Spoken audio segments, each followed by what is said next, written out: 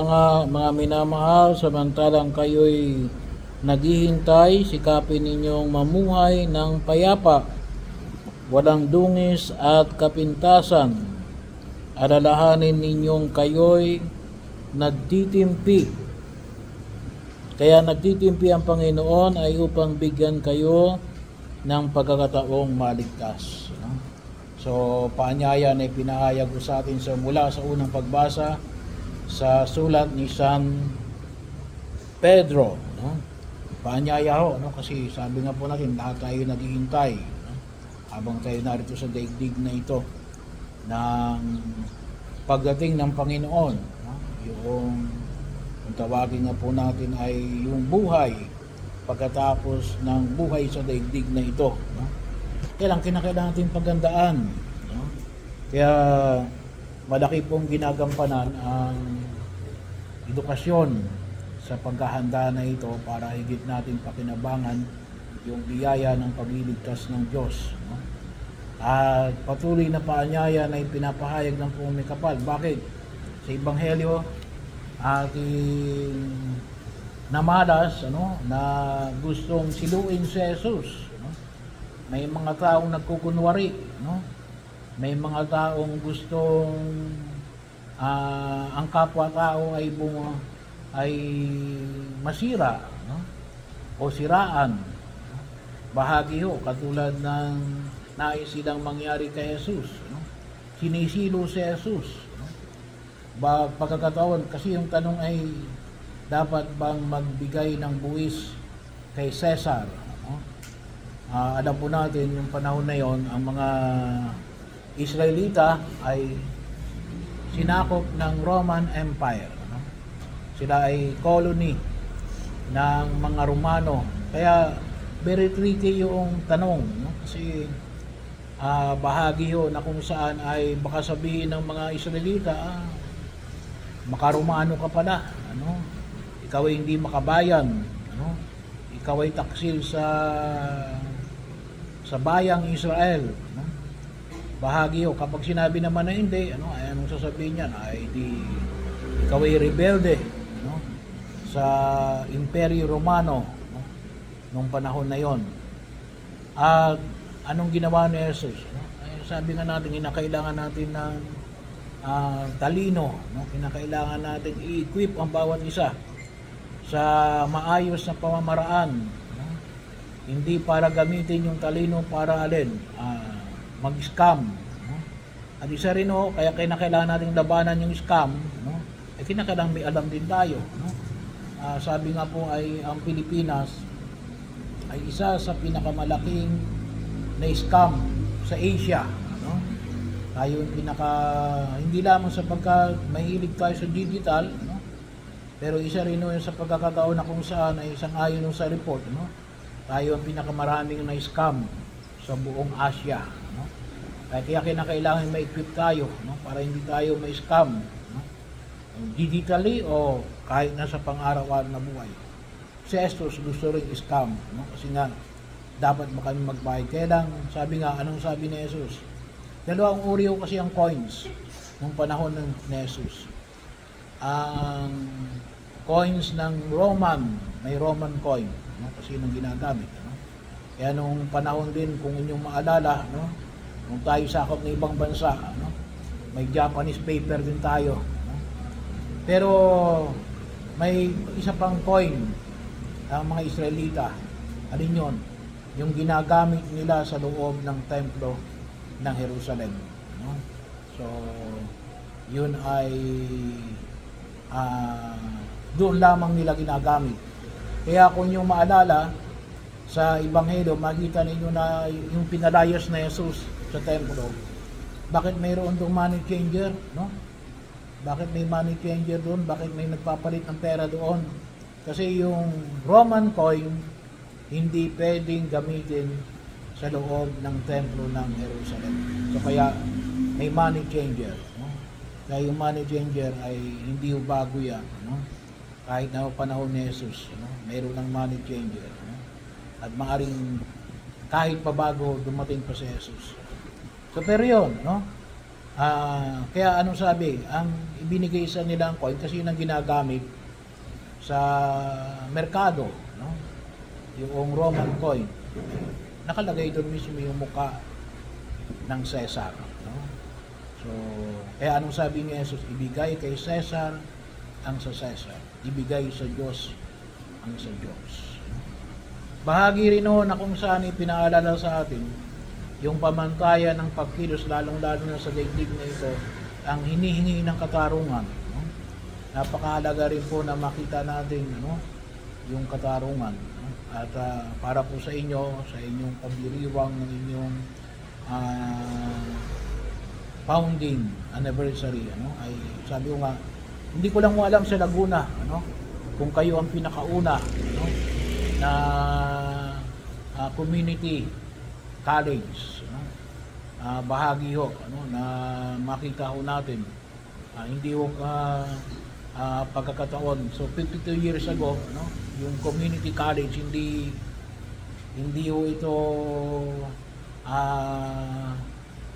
kung tawagin natin ay ordinary, no? Ito ay exemplary, no?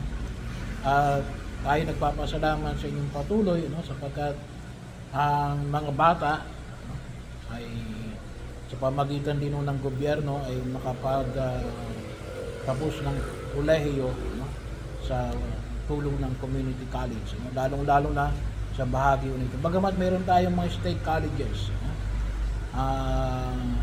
na yun naman ay tinutugunan ng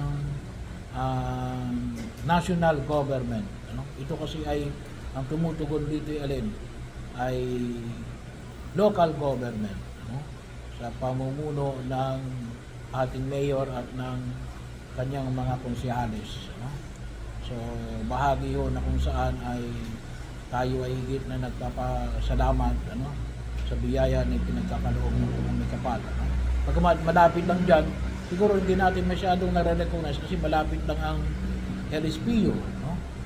Pero bahagi ho, no? Kasi at least ito local, no?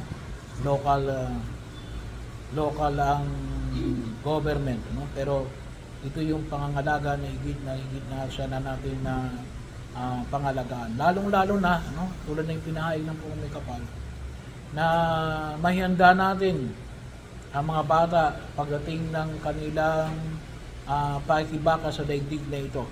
At hindi lamang po sa daigdig na ito. Saan? Sa darating na daigdig. Sa langit, no? Na maging matibay sa ating pananampalataya, no? Kasi yung tinuturo ng ating pananampalataya ay di yung dinaisin natin na higit na makamit ng sambayanan. Ano yon? Pag-ibig, katarungan, no? Lalong-lalo na pag sinabi natin katarungan, no? Lahat ng ito yung pinakapundasyon ng pag-unlad ng tao, no? Physically, morally, spiritually ay nakabase saan? Sa tinatawag nating katarungan. Kaya maliwanag yung sinabi ni Jesus, ano? Ibigay kay Caesar ang kay Caesar. Ibigay ang sa Diyos ang sa Diyos, ano? Hindi pwede na yung para sa Diyos, ibigay mo kay Caesar. Hindi rin naman pwede na yung para kay sa Diyos, para sa kay Caesar, ibigay mo sa Diyos, no? Kaya mayroong karapatan ng bawat isa na dapat na kinalalagyan. At ito ay binabalangkas ng katarungan.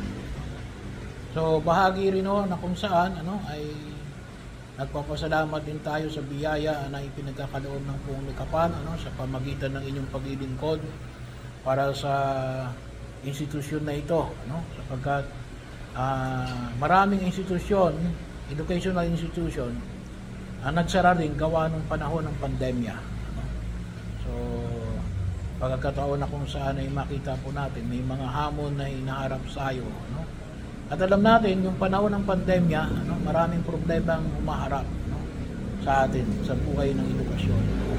Hindi lamang sa pananalapi, ngunit maging sa psycho-spiritual na katatayuan ng tao. Pero yun ang panyaya ng Pong May Kapal, Nais rin pong sabihin, sa pamagitan din po, ng pagkilos ng simbahan, ano, na kayo bilang mga guro, ano, at bilang mga naglilingkod sa institusyon na ito, ano, ay may malaking bahagi na ginagampanan sa paghubog ng lipunang ginagalawan natin, ano? At sana rin po, ano, ay yun ang maibigay natin, ano? Ibigay natin kay Cesar ang kay Cesar, ano? Ibigay natin sa Diyos ang sa Diyos, ano? Kaya tayo nag-aaral, ano, para maibigay yung nararapat sa bawat isa, ano, ng pagkilos. Ma-improve natin lalong-lalo na, ano, yung kakayanan ng bawat bata, no? Sapagkat kuminsan may mga bata na na hindi nila nakikita yung kanilang galing, no? May mga bata naman na akala nila galing-galing nila, no? Pero hindi naman pala yun ang kanilang galing, no?